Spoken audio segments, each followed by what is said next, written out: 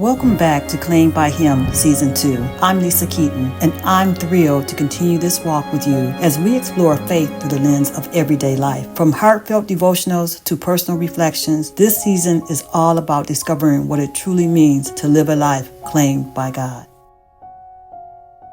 Welcome to Beginner's Guide for Christianity 2, where faith meets life, and we are here to share our experiences of receiving healing in the Father's house through witnessing and testimonies.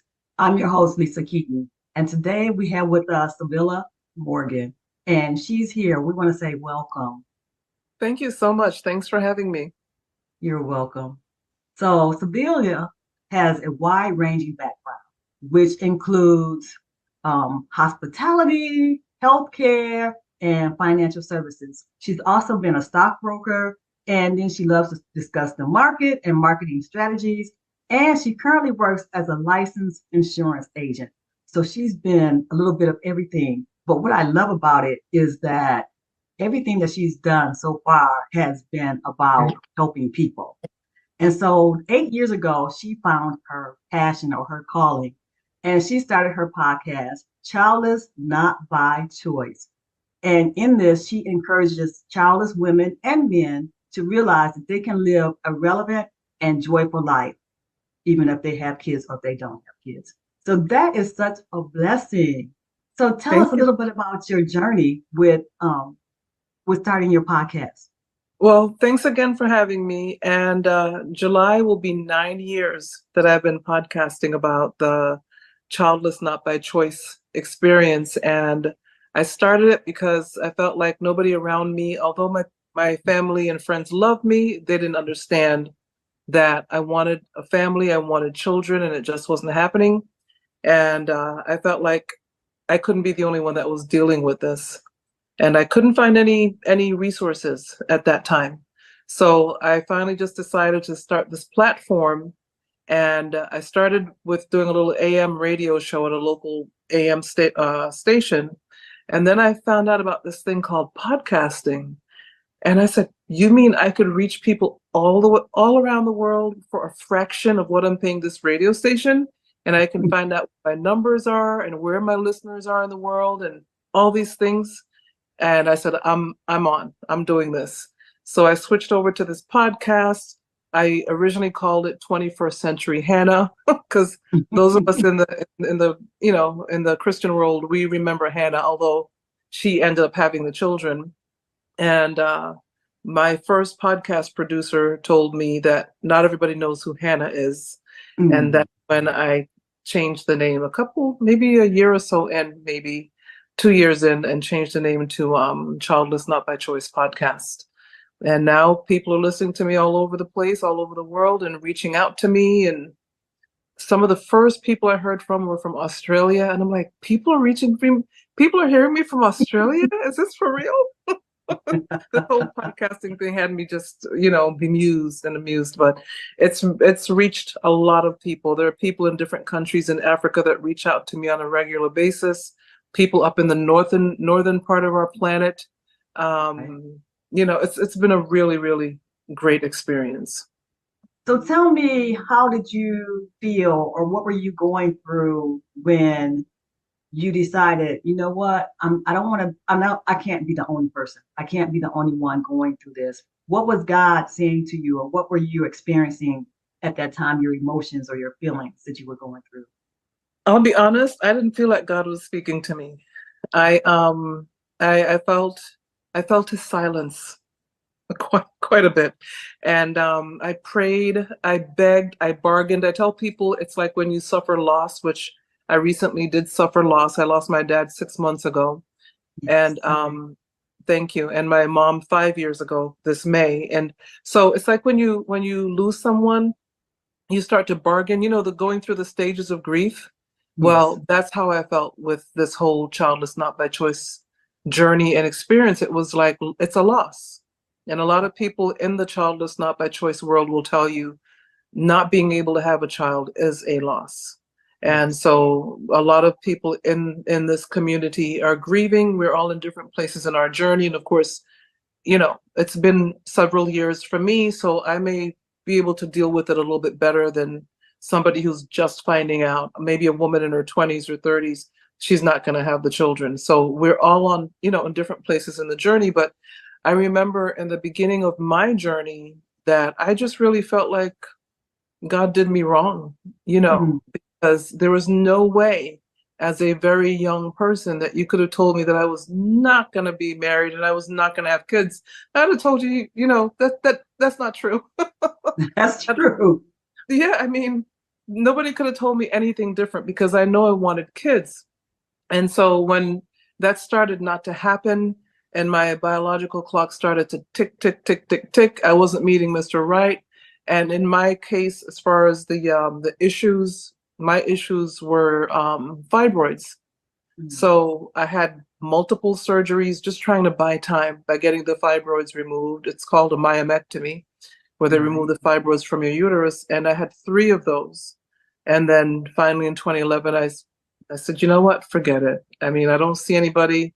It's not happening. And let me Right. just, have the hysterectomy because things were really bad physically. And so I had the hysterectomy and I don't know, I couldn't hear God's voice. I just at one point thought about, yeah, I got to that crossroads that everybody talks about. I got to a literal crossroads where to the left was go my own way, do my own thing, find somebody to have a child with. I literally thought about that. I'm a preacher's kid. I was raised in a Christian home. I knew all the things, but this is how strongly I wanted a child that I considered that. Or the right side of the fork was to continue with God and see what happened. And I decided to continue with God to see what happened. I still didn't have the family. I remember a conversation with my brother where he said, we've had some profound conversations, my brother and I. Right. And he said, you know what? Even if you did have the child, it doesn't mean something could have happened Yes. anyway. You don't know what could happen, so just choose the right way Right. was the conversation that we had. And so I chose God, but it still didn't happen. So then I had to deal with that, choosing God and my life still not turning out the way I wanted and expected it to turn out. So how do you deal with like pain and the disappointment and just I know, a lot of times, we don't get our way, we can't have what we want. We get mad at God. We get mad and then we, like you said, you take the wrong path and you just do your own thing. But how Yeah. did you stay strengthened? I know you had your brother who gave you support, but how else did you stay strengthened in the fact that, you know what, I'm just going to do this God's way? Because we all don't necessarily do it God's way. We don't, and I'll say at the top, I will say that I'm not going to judge anyone. I've never judged a person, a woman, for making the decision to go out and have a child on her own. I'm not going to judge her because I know how she feels. I know how she feels. I know why she did it. She may be struggling. Things may not have turned out the way she wanted or expected, even with the child. But I will not judge a woman who does that because I know in my heart and my gut how she felt and why she did it.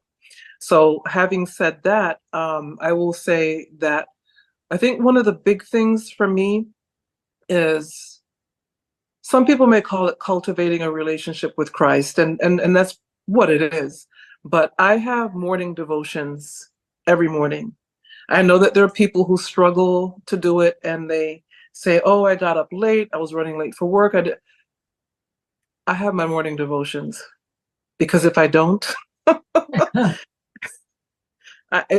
my day is not going to go well.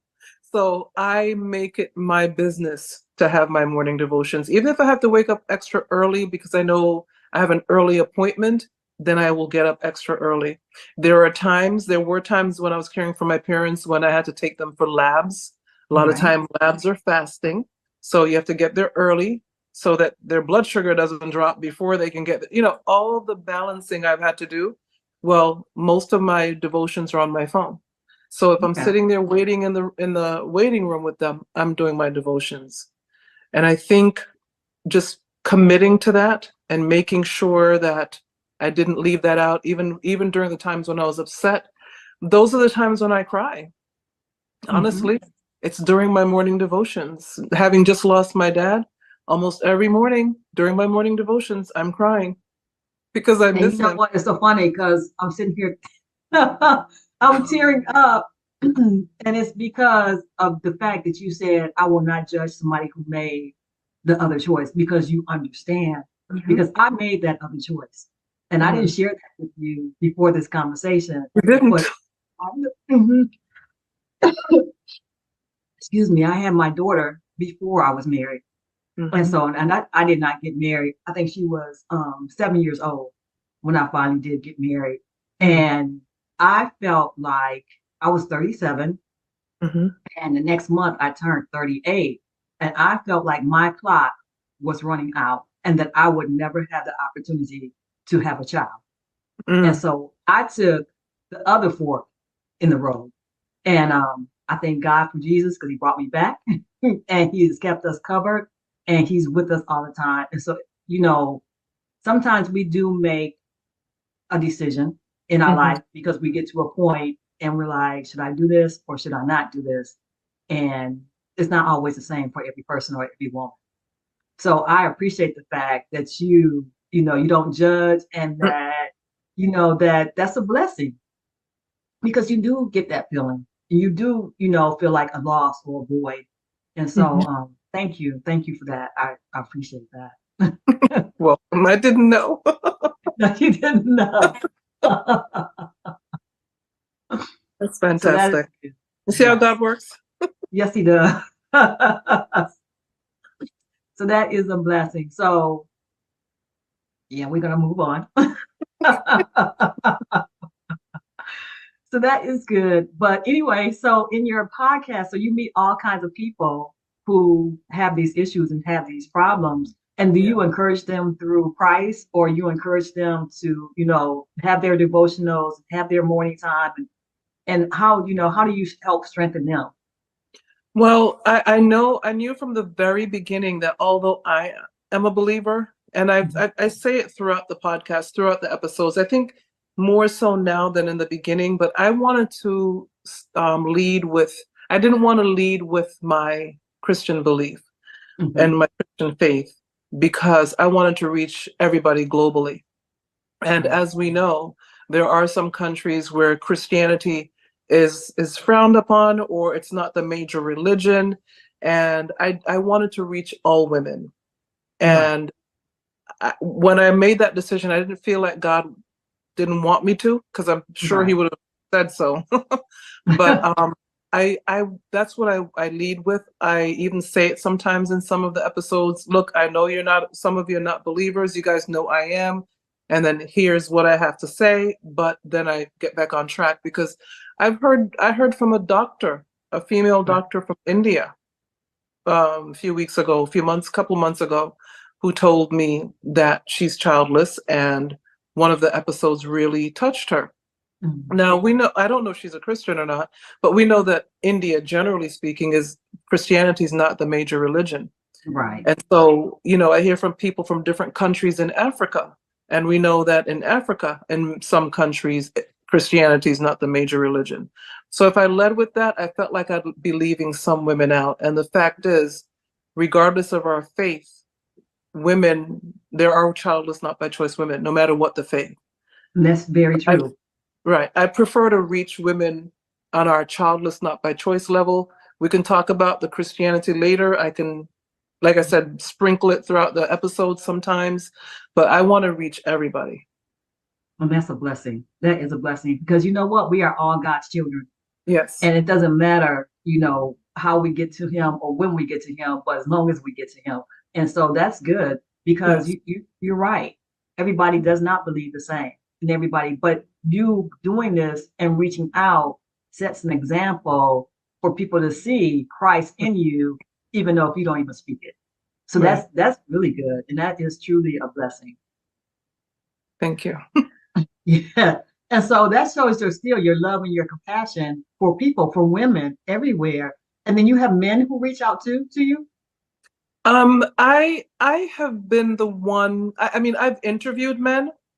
Episode 160 was an interview I did with, that was 2 episodes ago. episode 160, I interviewed Sheridan Voisey. I don't know if anybody listening knows who he is, but he's very well known in the Christian world. He just came out with, I don't know if we didn't really talk about this before, but he came out with this devotional, Praying Through Infertility. And I'm a contributor. And actually, today was my day. I didn't even know that my entry came up today, but it did. March, what is this, the 29th? Yes. So I was fortunate enough for him to reach out to me, but I interviewed him for the book, for the devotional, and everything else he has going on. He's done entries. I don't know if anybody listens to Our Daily Bread or read the little Our Daily Bread books. He's done a lot of those. So very well known in the Christian world, but his childlessness, with him and his wife, it's on his part. Right. And so I've interviewed other men as well where it's been on their part. So they've been referred to me or I've heard about them. I did a Father's Day episode a couple of years ago with all men, like maybe 5 or 6 different men. And they each gave a little snippet of how they deal with their childlessness. So in some cases I do reach out. In other cases, men have reached out to me to interview them. And that's really good because it's universal. It's a universal issue. It's not just a woman issue. It could be a man issue. I have a friend who's, her and her husband have been trying, and it's actually on his side too, that the problems. But then you meet women, who is on their side. And so this is a blessing that you can reach out and touch people through helping them and encouraging them that, you can still have a wonderful life. You can still have a blessed life. You can still have all the joy that you have. You just don't have it with children. But do you have like nieces and nephews? I have 3 nephews. They're grown men, but they're my babies anyway. Right. One of them has his own 3-year-old, but they're still my babies. Right. And so, those are my people. I used to call them the 3 Musketeers when they were little. So no nieces, but I do have 3 nephews, and I love them so much. And the thing with that is, just so I can mention this to anyone who may be listening, who may be childless, is I've been in their life from the day they were born. And I'm thankful to their parents for that, my brother and his wife. But I cultivated that relationship with them, not because I imagined that years later I would be able to get anything from them, but just because I love them so much that I would take them for the weekend a couple times, take them to the museums. I've done all kinds of things with them through their lives, and now they're adults. And the oldest one, I just moved after I lost my dad and just made some changes. I moved. The oldest one is the one that came here and put all my furniture together. Otherwise, I would have had to pay somebody because I don't put things together. That's not a gift. And he came here twice to do that. Oh, wow. Yeah. And that's because of your love for him and his love for you. Exactly. Yes. It's been amazing.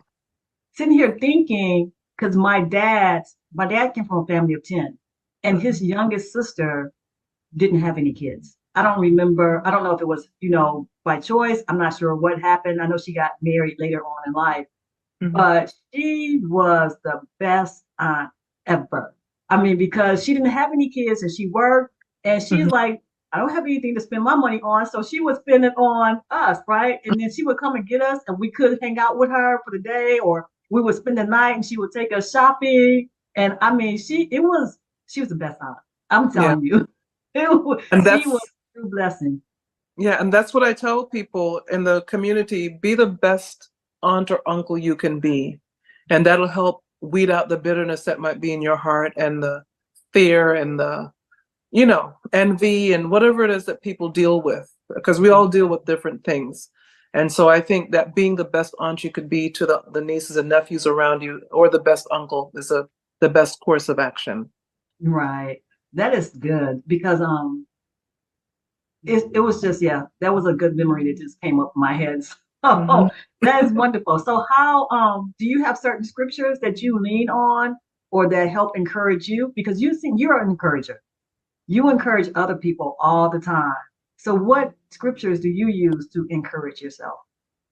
It's funny. I reached out to a friend of mine who's dealing with some things right now, and I asked her how she was doing. She has a family and everything, but I hadn't heard from her the first time I reached out to her. So I messaged her again. I said, just checking in to make sure you're okay because I didn't hear from you. And she said, you know what, I'm so sorry. I got really busy, but I saw your message. And she said, and she, proceeded to tell me how she was doing. And she said, you are such an encourager. It's who you are. Thank you. And I said, you're welcome. But for me, I think the scriptures I lean on are the promises, mostly the promises, like Jeremiah 29:11 or Psalm 91, or the psalm that talks about the angel of the Lord encamping around about those who love and serve him, and that Yes. nothing shall come nigh my dwelling, and no weapon forged against me shall prosper. Those are all promises. And so I rely on the promises because as we get older and we have no family of our own, Right. fear can tend to set in sometimes. And that's kind of what I talked about in my entry today for this praying through infertility. Who's going to take care of me when I get old? Yeah. And so I talked about the different promises, and the promises are what I rely on most of all, I would say. It's interesting that you said that about who will you rely on when you get older, because you can have kids and still be wondering who are you going to rely on That's when true. you get older. So it's just not a fear for people who are childless, but that could be a fear for people who actually have children. So that's yeah, that is. But God tells us not to have a spirit of fear, because if you sow in, you know what? Hopefully you will reap, and it might not be that child, or it might not be your nieces or your nephews or whatever. But it could be somebody in your church community. It could be somebody in your neighborhood. It could be a stranger that will come along and bless you. And so that is, that takes away that fear, because we're covered. So that is We are. wonderful. Yes. And so then I want to say that the other thing is, sometimes in life, God, because we talked about earlier when I introduced you about all the different backgrounds that you had, all the different things that you've done in life. And sometimes it takes us a while to find where we're supposed to be and how we're supposed to present and do the podcast and do all that stuff. So that was a journey for you as well, in trying to figure out, what? So how did you come to find out this is where I need to be and this is where I'm supposed to be?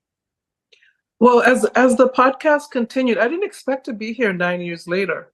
I didn't know what I expected, to be honest. I just wanted to start the podcast. I had no idea where this would end up, and I'm still loving every minute of it. I go to conferences as often as I can. They have podcasting conventions every year. There's one that has 3,000 attendees every year. Wow. There's another one that he's probably about 2,000 attendees now every year. And there are multiple podcasting conventions. So I try to make my way there just to keep my ear to the ground as to what's going on in the podcasting world. I belong to all these podcasting groups, and it's got me. This podcasting thing has got me. And so I still love it. I know there are people that put theirs down after a while, and I'm not saying I never will. So I think I'll probably put it down when God tells me to, but for now I'm going to continue on. That's the plan. That's a blessing. You have been a blessing to so many people in the world that need what you're saying and what you're teaching and how you're sharing. So that is a wonderful, that's a wonderful opportunity God has given you. Even through your pain and your suffering, you still, you still have blessed others. So that is really good. That is a blessing. So tell us, where can we find you? Well, I'm on all of the platforms. I don't know why I keep doing this to myself. I'm actually on TikTok. That's the most recent one. I think I have 411 followers right now. So I'm trying to build up my following. Hopefully they don't take it away. But anyway, I'm on TikTok. I'm on Twitter at Civilla1. I honestly don't spend a whole lot of time there. I'll leave that there. And then I'm also on Facebook, and I have a group on there for women only, Childless Not By Choice with Civilla Morgan. It's a Facebook group. There's a support group on Facebook for people who support the platform, but maybe they have children. Where am I? Instagram at Joy and Relevance. And so I have multiple Instagram accounts, but if it's about the Childless Not By Choice platform, it's at Joy and Relevance. I'm on LinkedIn. I'm on Pinterest. I'm everywhere. Keep up. You're just a whole guru. I try. I don't know about that, but I sure try. Well, I just want to tell you thank you so much for your time today and just for all that you're doing in the kingdom. It is a blessing. Thank you so much. Also, I forgot, it's a podcast. So if you have a podcast player app, any podcast player app, including Spotify, Pandora, Apple, you can find me there as well. That is good. This is really good. Thank you again. Thank you. Appreciate Thanks for your having me, time. Lisa. I appreciate it. You're welcome.